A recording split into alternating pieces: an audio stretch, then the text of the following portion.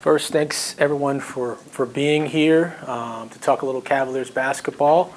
There's some other bigger sports stories going on in the region with Browns victory Monday with an epic comeback, and then our Guardians who are on an incredible comeback streak and a couple pathways to the playoffs. So we wish them nothing but the best. So I know you guys are pre-consumed with a lot of those stories, but we appreciate you guys coming in to talk about the Cavaliers. We're super excited about this summer and what we were able to accomplish this summer. Coach can talk a little bit about that. Obviously, we'll open up for questions, but we appreciate you spending some time a week before training camp with us. We started to do this recently where we split this up and then give you guys a chance to really focus on the players come a week from now and hear from get us out of the way and focus on the players in a week from now. But we appreciate you guys being here and covering us, and we'll open it up for questions.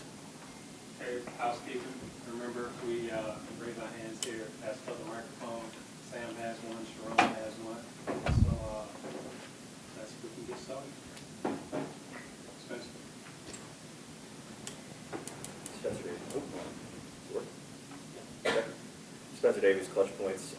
For both of you guys, just having Kenny here for a whole year, having a year of data points, and also just being here instead of coming in fresh and kind of with his hair on fire, what kind of advantage does that provide you compared to a year ago? I'll start by saying you're right, absolutely right. We hired Kenny when he was with Team France overseas, competing for an Olympic gold medal. Obviously, we're super happy with the hire. He's been tremendous all throughout the year, creating an identity for us, rooted in player development. Guys had some of the best years of their careers. Second best offense efficiency in the history of the NBA, and so helping us create that offensive identity was huge. But we really hired Kenny to do what you're talking about, right? To get roots and create this player development program for our players. And the summer is so important. And so to have a whole year under his belt and now go into the offseason, knowing his personnel, creating those relationships, being in the trenches, and now really creating these great player programs that we've seen in this offseason, I think it's been a tremendous summer for us. And this is what he does. And this is what he's excited about, visiting players across the country, creating these development programs, and absolutely having his feet set and foundation behind him has been super helpful. So, Coach, you can talk about the summer, but it's been a really, really good summer for us. Yeah, I think it's fair to describe last season my person as hair on fire, with the travel and obviously the excitement and kind of process I had to go through, and then obviously being involved in the Olympics and the travel that went with that.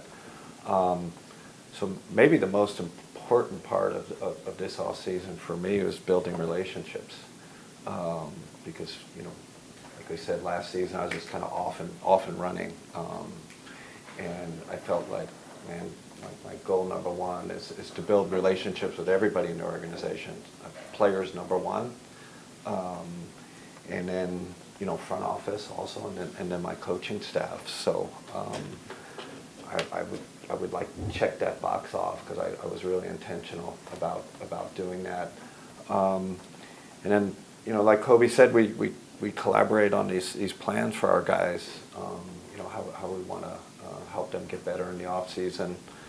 I'm really happy with how those turned out. I was really happy with our off season participation and our monitoring kind of system, how you obviously can't be with these guys every day. And then with our young guys, they were in here. They pretty much live in here, in the off season, and that's part of it. I mean, we have this incredible roster, but we also need, we need the Luke Travers and the Jalen Tysons. We need those guys to come up and help us this year. So that was a big focus, but also on the major, our major pieces, helping them get better. So thrilled, and it just lasts from a personal level. I just didn't travel as much. Obviously, we got the ins and outs, but I wasn't kind of all over the place. So it helped me a little bit recover after after a grueling season, and then I think that sets me up well for this season, having that requisite energy to carry this team forward. And I know you don't want to look back, but you kind of have to in order to move forward at that series. What were the things that stuck out to you from a team standpoint that you guys need to be better at going forward, just overall? Yeah, I mean, listen, we analyzed it. We talked about it a lot in the offseason, and I think there's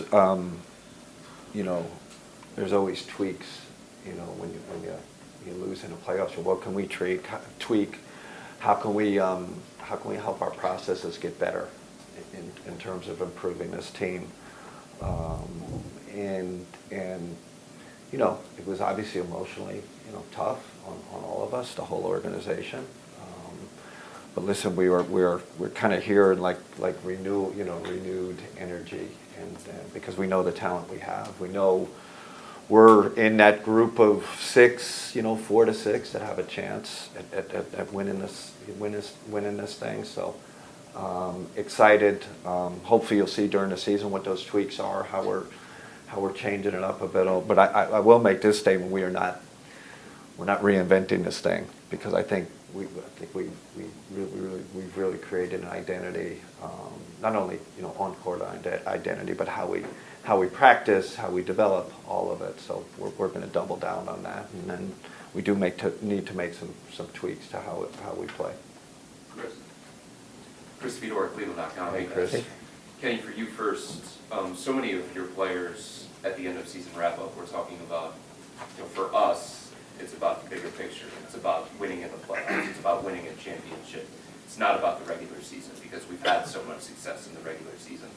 What is your approach to this coming regular season, and how can you keep these guys engaged, knowing that they're thinking bigger? Yeah, I mean, I think, right, from a coach's perspective, it's a little different. We still want to improve. We still want to approach the regular season with a winning mindset, that we're gonna keep our processes in place. We want to improve every day. And I don't know if you do that saying, hey, we're gonna take this game easy, or we're gonna take this week. It doesn't work that way. We continue our building blocks. We continue improving every day, and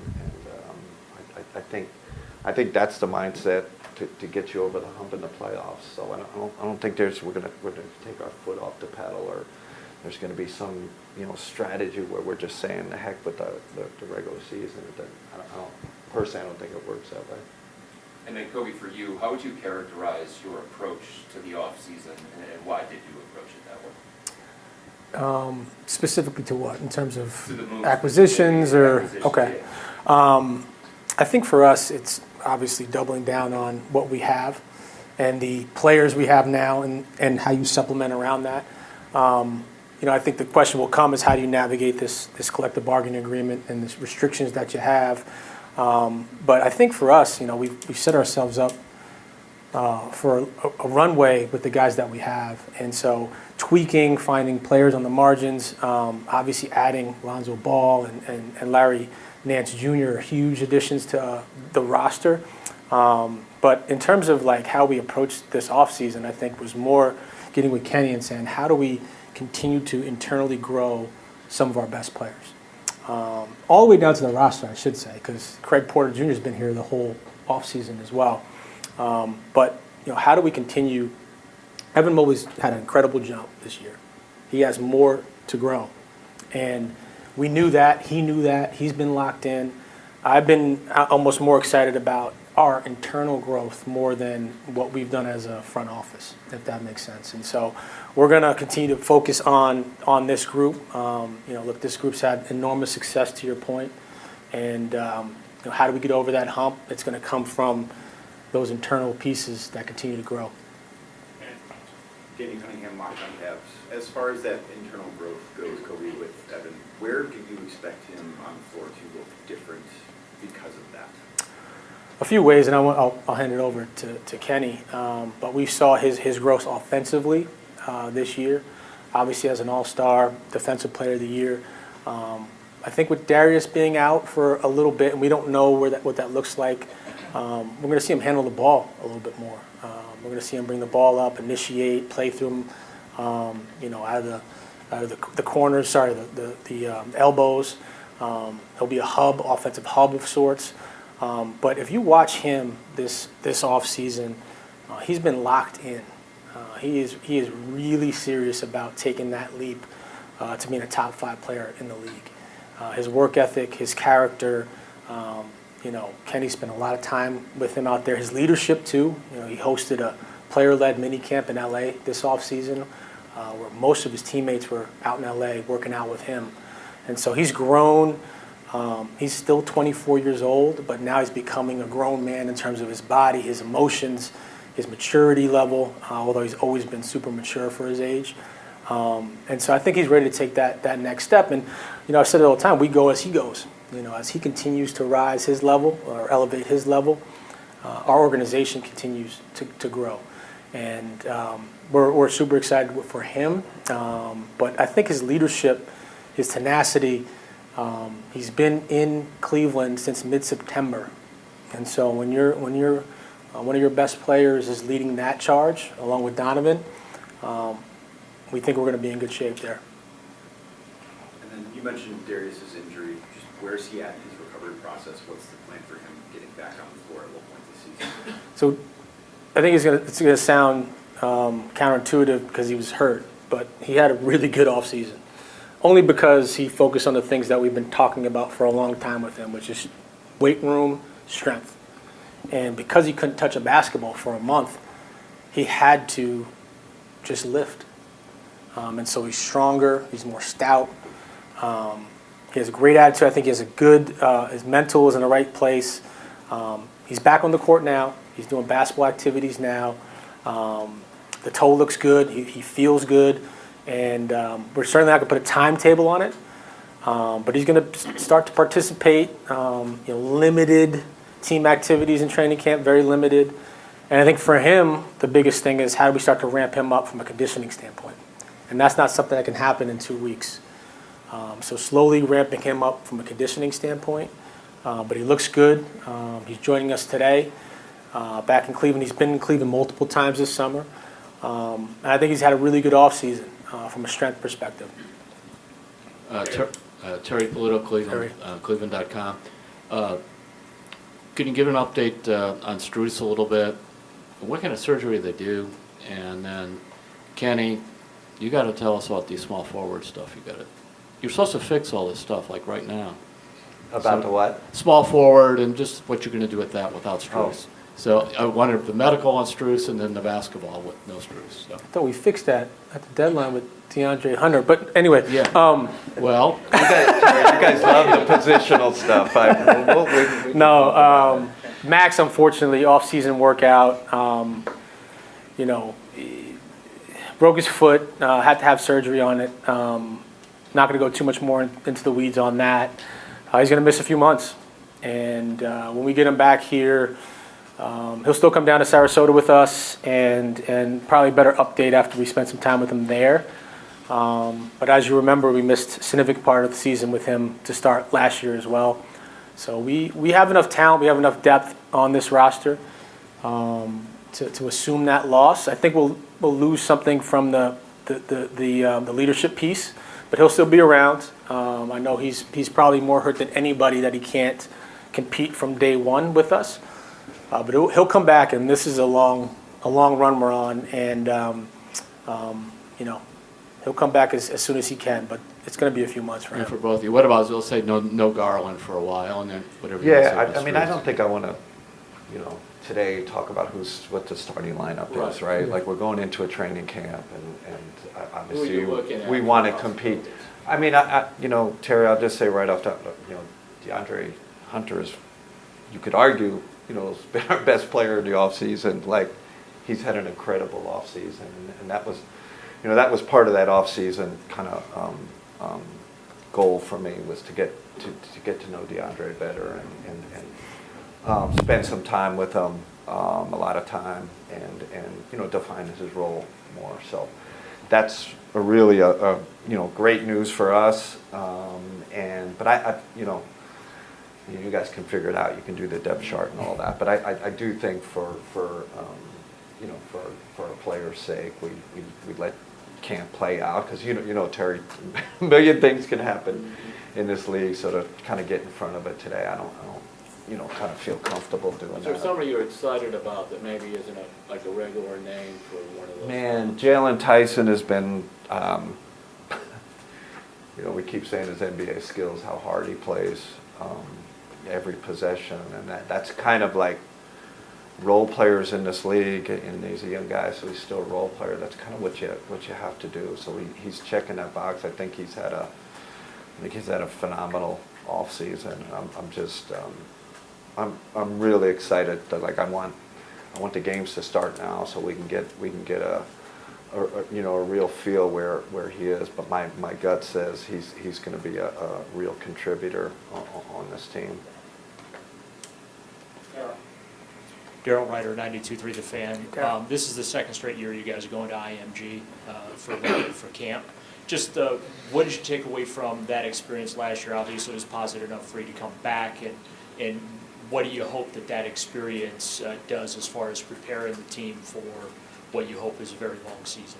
Yeah, that was Kenny's first training camp, and it was, again, from day one of the start of that camp. We got Brandon Weems here and Michael Ganzi here. And I looked over to him, I was like, we're gonna be pretty good. And I was literally from day one. And so the vibes coming out of that camp from Sarasota and Bradenton and IMG, we just felt really good going into the season. It was healthy. It's a 600-acre campus of straight sports. And sports junkies and young athletes and student athletes that are training to get better.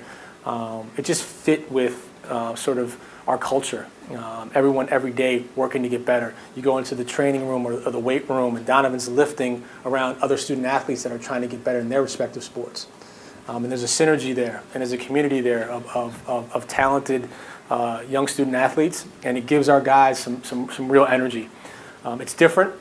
Right, we know what the weather's going to look like in Cleveland right now. September was amazing, but when that blanket comes over, we'd like to get some sun, get some vitamin D while we're down in Sarasota, and really start the year off fresh.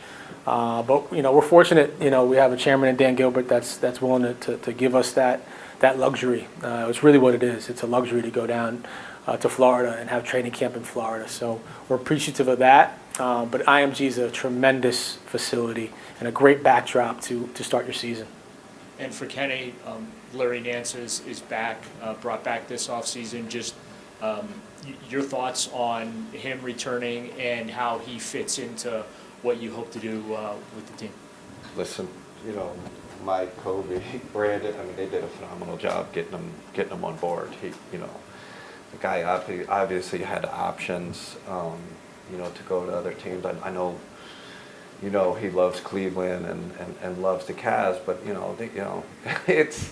it's not easy. So that was kind of a coup to me that we actually got him. I didn't think it was going to happen. I'm like, man, no way.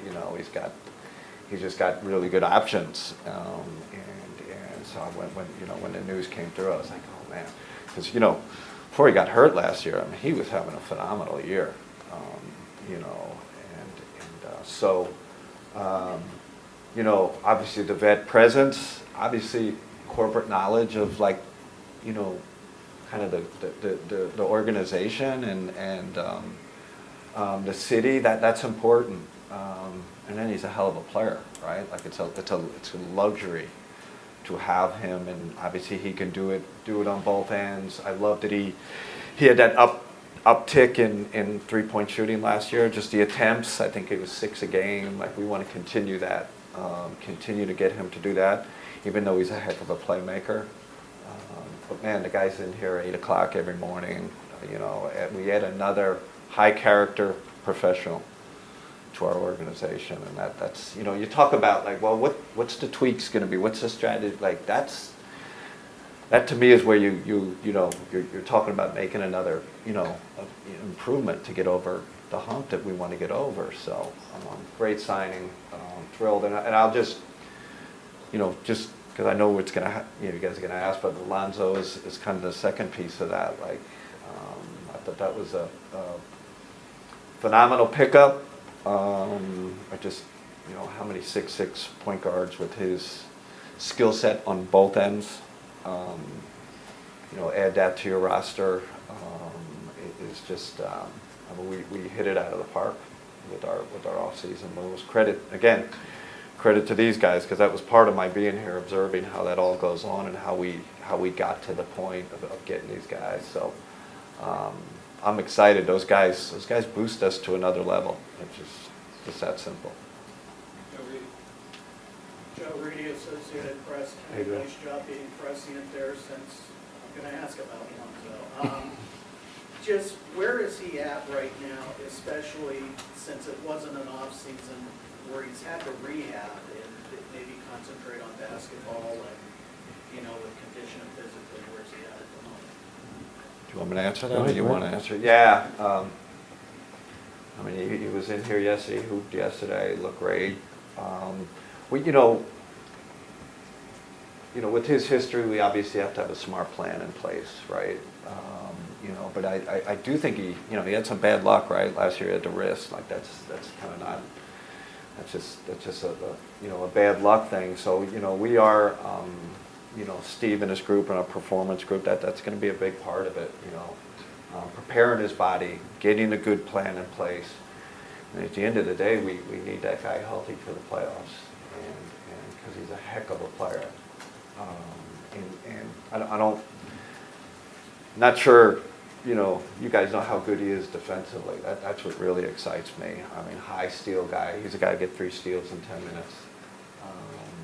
Really great feel on the defensive end and a heck of a defensive competitor. So really excited about that. Then, we had the second best offense in the league. Like with this guy, like he just adds, like he fits what we do to a T. And I think he'll add a lot. And I just love his character, man.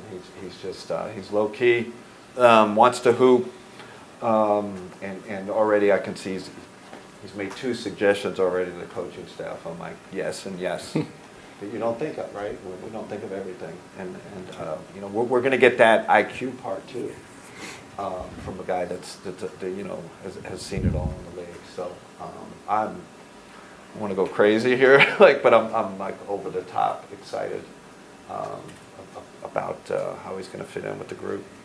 Just the suggestions, are they in terms of practice schedule or strategy? Strategy. One was an offensive suggestion, and one on the defensive end.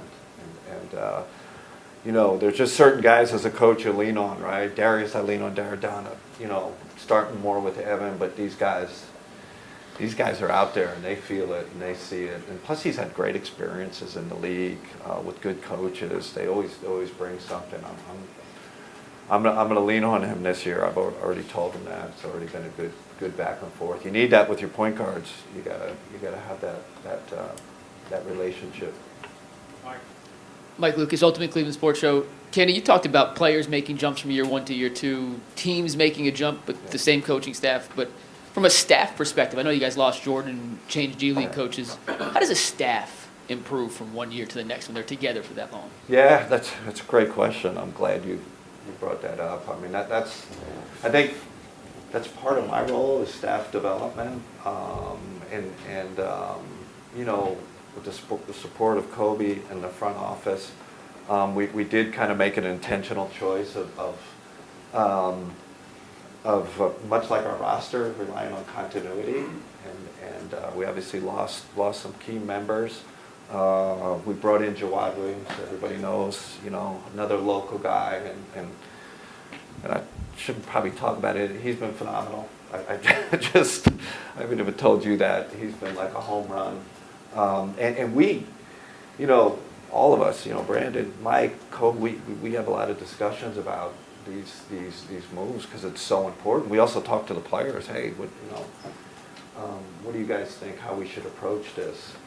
But part of my job is developing this staff, helping them grow, and I'm just kind of thrilled with Jawad, and we obviously brought in a new G League coach, Eli, who's been fantastic too. So. part of the program building, you know, and that part excites me, excites all of us, because they know how important it is. So I appreciate you asking about it.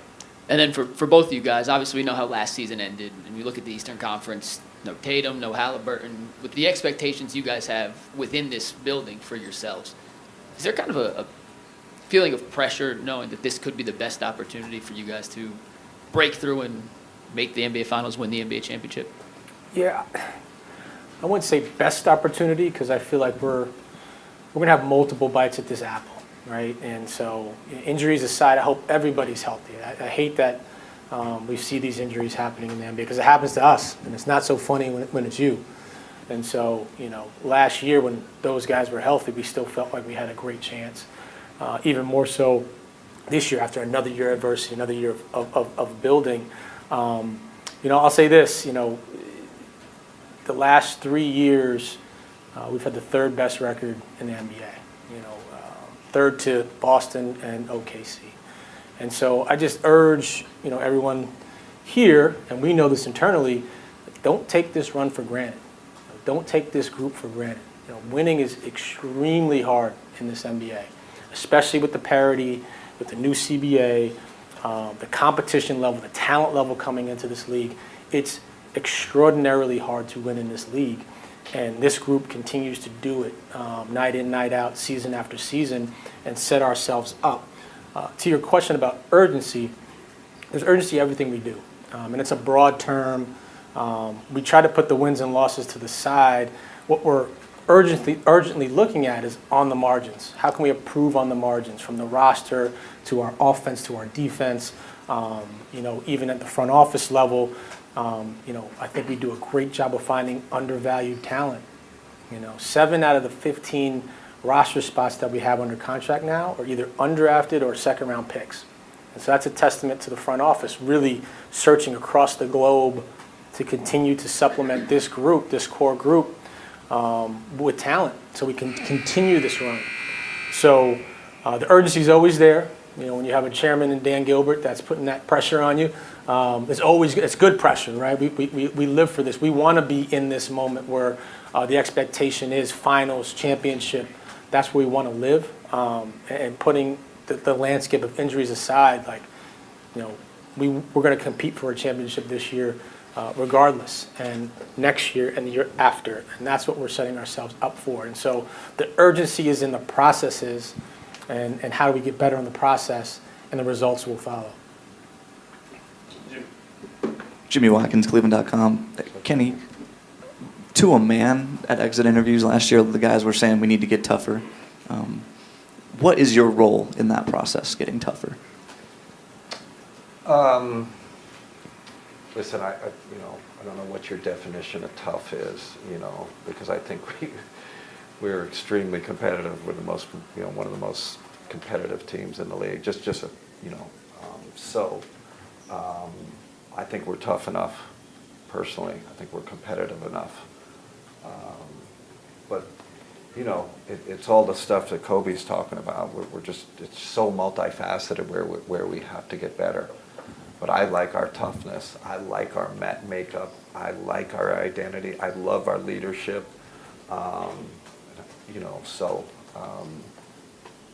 And players have their thing, right? You know, but from my perspective, we kind of have what we need to compete for this championship from a character makeup. And we talked a lot. You guys have alluded to Evan's summer, how he's had a big summer. What does that kind of look like? What is the next step for him, you think? Well, first of all, you'll notice how much stronger he's gotten. And this is the natural like 23 to 24, and like Koby talked about his maturity, his makeup. You just feel it, right? And you just sense that he's ready to make another jump. The seriousness in which he approaches off-season, from a body perspective, and then from a basketball perspective, he's different. I don't know how to exactly define that, but I feel like there's a confidence, brewing here that maybe we haven't seen before. And he was a confident player last year because he affects winning, right? He knows he can win in this league, but there's almost like I feel like there's another kind of another level coming, I love that it started with his body. He knew he had to get stronger, and I think you're going to see that kind of when the season starts. Cameron Justice, News 5 Cleveland. You guys talked a little bit about DeAndre Hunter's role, but how much and in what ways can a full summer and even the start of a regular season help unlock some of the things that you want to see from him, showcase his fit, and is there more to unlock from him as this season goes on? Thank you for the question, Cameron, and thanks for covering our local stuff, our community stuff. It's been really impactful for you to cover our guys locally and in the community, so thank you for that. DeAndre joined us when we were in the middle of a 14-game win streak, which is hard, right? We were rolling. He wanted to come in and fit in. He didn't want to detract. We were getting to know him. We didn't realize how multifaceted he is offensively. And so as he's trying to fit in, space the corner, a few plays run for him, but us realizing how much more he has to elevate this group, both sides of the ball. And just as a human being, right, you get traded mid-season, and it's not mid-season. Trade deadline is almost, you're 50 games in, and there's 30 games left. It's not even 40 games. It's 30 games left.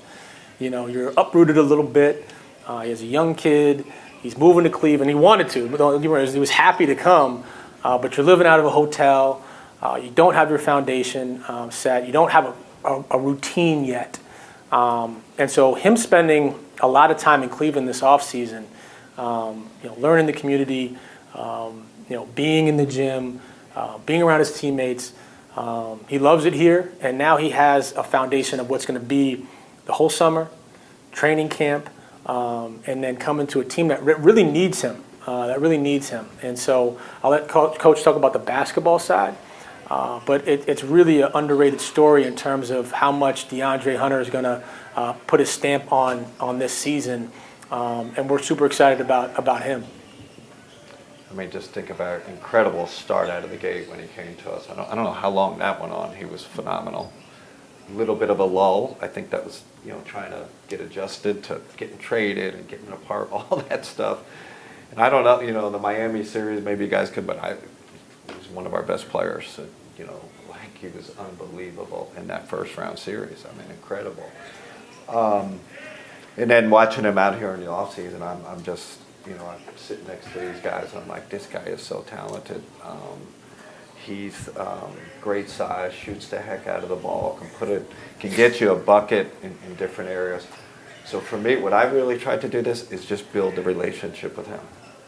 Build that bond, and I didn't get to do that last year, and that was probably, you have regrets, or you look back on it and see, man, I could have done a better job there.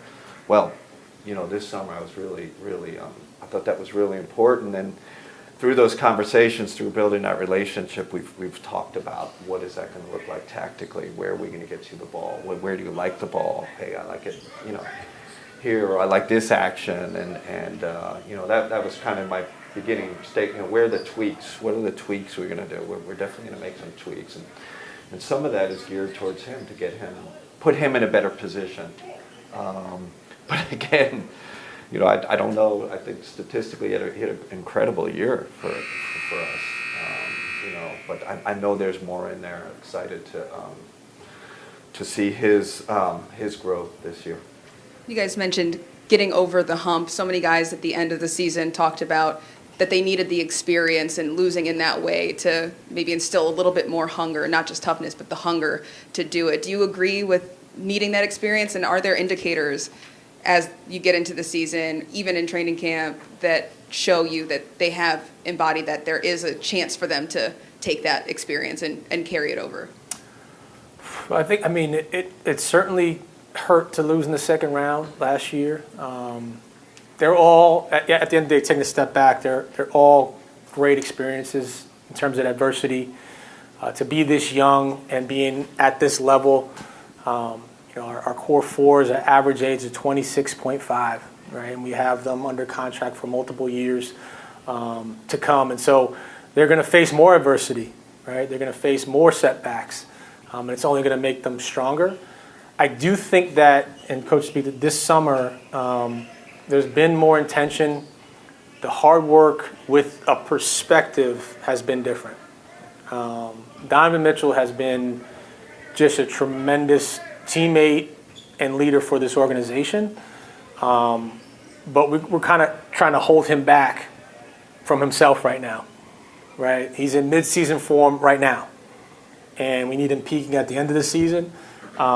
He's been very intentional about how he wants to, condition his body to be ready for this run. And at 29 years old, coming off the best year of his career, he's ready to make that leap. He's hungry. He's dying to make that next jump in his career. But he's doing it with actions. He's intentional. And like I said, with the perspective and the adversity we've been through, it's been a really, really positive offseason, and it's leading to Cleveland now. They've been in Cleveland since mid-September, which is very unique for a group of this caliber. Tony Pesta, Fear the Sword. This question's for Kenny. You mentioned the team's identity earlier. Could you talk more about what exactly that identity is, both on offense and defense? I mean, obviously offensively we wanted to increase our pace and really, see if we could, get out and transition more. I think we're top 2 in transition efficiency, so that was mission accomplished. I think being more intentional about getting Evan the ball and spreading the wealth a little more in terms of thinking about what leads to playoff success, and we can still do a better job with that. And I think you'll see, especially with Darius out, like Koby said, we got to keep moving that way. And obviously we had an offensive rebound, extra possession mentality, which I was thrilled about. We gave ourselves a real chance and a real chance in the playoffs because we were getting extra possessions. Listen, our defensive identity starts with our defensive player of the year. And Evan, and then is backed up by Jared Allen. Always, are two kind of linchpins on the defensive side. I do think we can make progress there, though. I think we can be a more active team. I think we can be a little more aggressive team. Again, talking about the possession games, creating more turnovers. So I do think you'll see a kind of a added level of intensity defensively. But we have a great system in place. And again, these are tweaks and not like wholesale changes, because I've seen that happen where we lost to this, we got to change everything, and then that could go to, that can end up hurting you. So, but again, it really starts with our best players, and that's what good coaches do. I think they plan your system and your identity around your best players, and I feel like we're in a really good place with that. And then this question's for Koby. You've had the same core group essentially for a while now. What are you hoping to learn this season from them? Is there anything new you're looking for? Yeah, I think each year the core 4 grows. Even though we're particularly young, we've had a lot of experience. And so obviously we want to see Evan take another jump. We want Darius to get healthy. He had the best year of his career last year, most efficient year of his career. Same thing with Donovan. And like I said before, that core group is 26.5. If I thought they were done growing, then we would look to do something.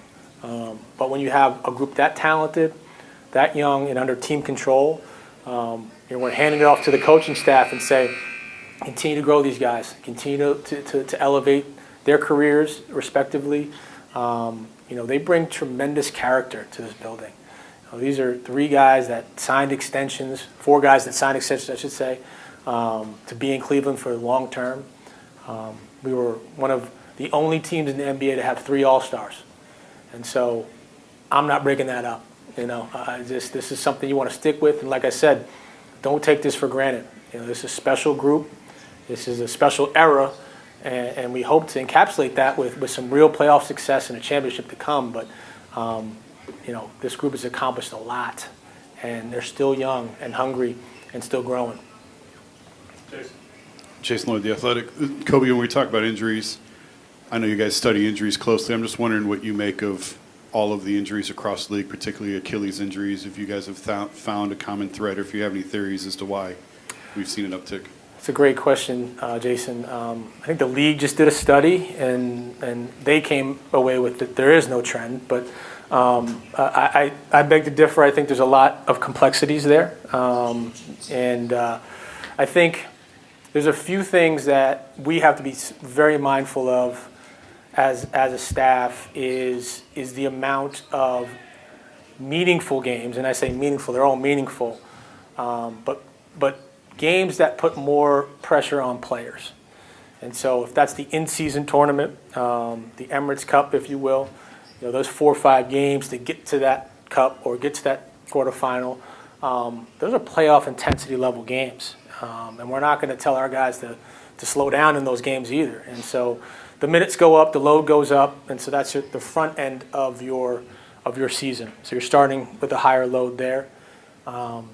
You're competing after the All-Star break for playoff position. And I think what gets missed is the top 6 teams are fighting to stay in that top 6 so you don't have to play in the play-in. And then the bottom 4 or 6 teams that are competing for the play-in are in a mad sprint towards the end of the season, and every single game towards the end of the season is playoff level to stay into that play-in game. And so over the course of 82 games, there's a lot more higher load. The other thing that we study is, the last 5 years, they say scoring goes up, three-pointers goes up, but possessions have gone up. And so it's not the same as the 1980s and the 70s, in the 90s. There's just more possessions, which means more sprints and more miles run and more cuts and movement for players that we put a lot of responsibility on. So I think all of that collectively has potentially led to more injuries. We, I thought, did an amazing job last year sort of navigating that 82-game schedule. And we're unlucky the last 10 games, or 10 days of the season, essentially. So it goes, but we're still studying it. We're still looking at it. I think the thing that I love about Kenny is he's not afraid to use his bench. And it helps us. It develops us. It gives our top-tier front-end guys a little rest during the season. But it's going to help us in the long term. Because as you know, this is a really restrictive salary cap era we're in. And so you have to, those end-of-bench roster young guys have to eventually evolve and grow and become mainstays as rotational players. Because you can't continue to roll out Donovan Mitchell for 38 minutes a night. It's just not sustainable for him. And so we have to see the young guys continue to progress and get better. But I wish I had the answer. Everyone's trying to study it. Everyone's trying to figure it out. There's no particular way I wish I had the answer for you. But I do know that the intensity, the possessions, and the load on players' bodies has gone up dramatically in the last five years. You may have just answered it yourself, but Donovan specifically has had calf injuries now the last couple of years, and we know calf leads to Achilles. So is that just bad luck on the timing on his injuries the last couple of years, or have you guys studied that in terms of him specifically to try and avoid that in the future? It's a good question. I think with Donovan specifically, he played, I believe, 70-plus games last year, which was the most for us. I think the second most in his career. I think we have him on a really good plan. And the last few years, obviously, the calf strain against Boston was devastating because it took him out. This past year, I knew he was dealing with some soreness, but he still was able to play. I think everyone's dealing with soreness and something ailing in the playoffs, and he would have continued on. But the plan in place for him is really good, and I think he's keenly aware of his body, especially this offseason, how he's going to try to have this marathon. We want to play into June, and so I think he's very cognizant of what he needs to do to be his best when it matters. Jeff Shudell, News Herald. Kenny, I hear you say what you said about the toughness of your team, but Jared Allen, fair or unfair, he's the one that drew the most criticism, and he was hard on himself after the losing in the playoffs. So what can you do to get more out of him, especially in the playoffs? Yeah, I think we have to, first of all,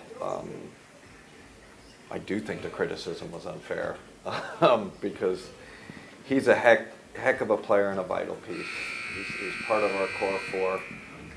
I do think that was one of the off-season kind of deep dives. How can we use him better? How can we take advantage of him?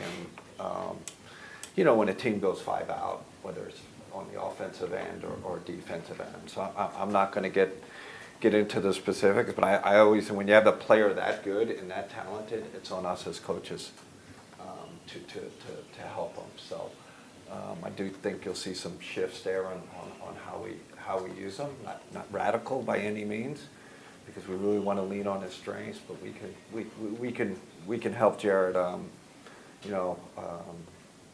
Especially when you're talking about these 5-out teams that can hurt you. But he has all the ability to execute any coverage we want. We just got to figure out what the best thing is for him. So has he gotten bigger and stronger? I mean, he's not young. He's young, but not 22. He played 82 straight games last year. You got to have some resilience to do that. He played every single playoff game last year. 5 double-doubles in the playoffs. Look, I think everyone wished that they had the Indiana series back, right? Including missing our all-star point guard. And give Indiana credit. They incredible run, led by Coach Carlisle. There's also, they knew we were down a point guard. And so picking up 94 feet, stretching the floor was a great strategy, and it hurt us. And I wish we had our all-star point guard for that series. I think that was, to me, one of the bigger takeaways is not having that ball handling against that pressure. And so, look, Jared is a great player. He's been to the All-Star game. He's been a mainstay. He's the reason we have the defense we have. And so to just, point to him, I think is unfair. Yeah. I didn't know you knew my name. All right.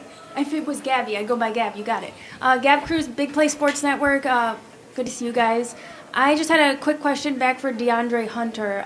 You're valuing that relationship building, as you pointed out. Is there anything about his personality that kind of stuck out, or about his work ethic? I know he mentioned he's a self-proclaimed introvert, and there is a dance to getting to gel with each player. So I was curious. Yeah, he's an introvert, and I think again that's part of our job, right? To figure how you create that relationship depending on the player's personality. But I think he's someone you really got to build his trust, right? And that's probably the most important thing I've seen from him, and that takes time. And I'm not saying we're there yet, right? I think this is an ongoing process but I feel really good that kind of we've made a big jump, and not just me, just the whole coaching staff, right? It's not just the head coach, because those interactions are important. How's he talking to Mike Garrity? Is he, how's he relating to Trevor? It's all connected, and like I said, we got to keep building the trust and building our credibility. I think most of it we got to prove ourselves to him, and I'm like I said, I think we've made some real progress this offseason. And then with Darius, we've pointed out the average age of this team is still pretty young, youthful guys here, and he is a leader. He's a leader. But also, what about expectations? I know at the end of last year, in the thick of it, you were like, I need my most mature Darius Garland right now. What are your expectations for him this season, healthy, and how will you measure that? You want to take it, or? Talk about Darius, because he continues to grow and mature under you, and his voice has grown. He's been a mainstay, right? He's been a part of this evolution of Cavaliers basketball, and so he has a lot of equity here, and his voice matters, and his teammates love him. And so I just, from when we drafted him until now. He's 25, right? Seems like he's been here forever. He's still 25. To see his maturity grow, to have like a perspective on this injury, knowing it's not taking him out for a long period of time, and what he needs to do to get ready for this season. He's ready. He's ready. I think he's ready to have real playoff success, and he was on his way to doing that before the toe. So, Coach was a point guard, at Richmond and back in his day, and so when he was interviewing for the job, he loved Darius. He loves the player, loves the person, and under his tutelage, got Darius back to the All-Star level. And so there's a lot of trust there, which is great. And we're going to continue to see him grow. Yeah, I have a great relationship with him. I mean, I don't know, it's a point guard thing.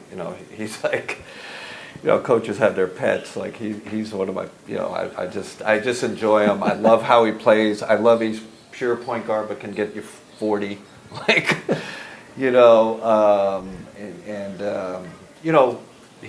But he knows we're challenging him, right? He's got to get better physically. I keep, telling him about the Steph evolution, how Steph just got stronger and stronger and kept improving his body. And I think, like Koby said, I think this injury might be a blessing in disguise, because I know he's really paid attention to the strength part, so that's his next step.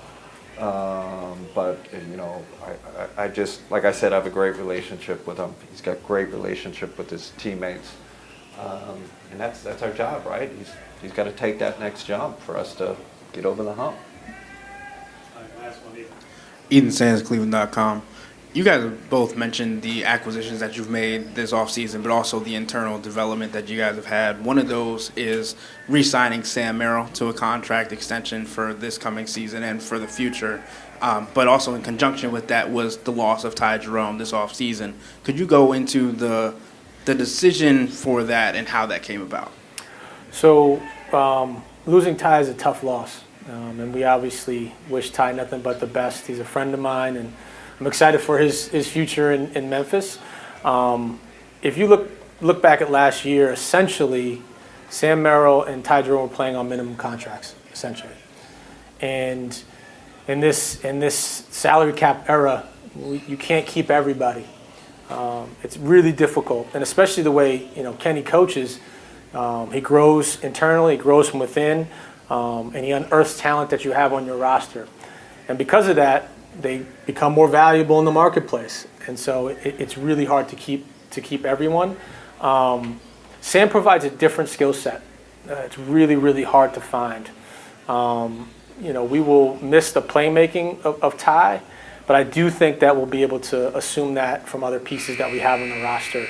But the movement shooting, the competitiveness, the toughness of Sam, he's such a cultural piece. Drafted 60th overall, goes to the G League. We pick him up as a unsigned free agent. He hits 10 threes, and then John Nichols was like, we probably need to sign him to a two-way just to keep him off the streets, And so we did that, and now he's grown through our system, and he's a mainstay in the rotation. And so that's a success story, right, of finding these undervalued talents and then growing them and then handing them off to a head coach that believes in them. And so you have to make difficult decisions in this salary cap era. It's really difficult, but we feel really good about Sam, and then adding Lonzo to supplement our backcourt depth was a big part of that. And so we're excited about Lonzo moving forward. But yeah, these are difficult decisions and not easy. And Kenny, obviously you talked a lot about the offense throughout today's press conference, but also you've mentioned in the past that this is a defense-first team. Do you still believe that you guys are a defense-first team going into this next season, or are you a mixture of both, or is there an even ground? I think balance wins. You want to be, statistically, you want to be top 10 in offensive efficiency and defensive efficiency. Once you do that, you're in the conversation to be the best team in the league. So we are that. Listen, but we're always challenging ourselves. we want to make another jump in both areas, you know. But I feel good where we're at. Like I said, I do like we had Lonzo, you know, Lonzo's defensive piece. You know, obviously losing Ice, you know, we got Lonzo, and then obviously Larry's been a really good defensive player his whole career. So that gives me really excited about that, you know, for our defense. But you got to be great on both ends to have a chance at this thing.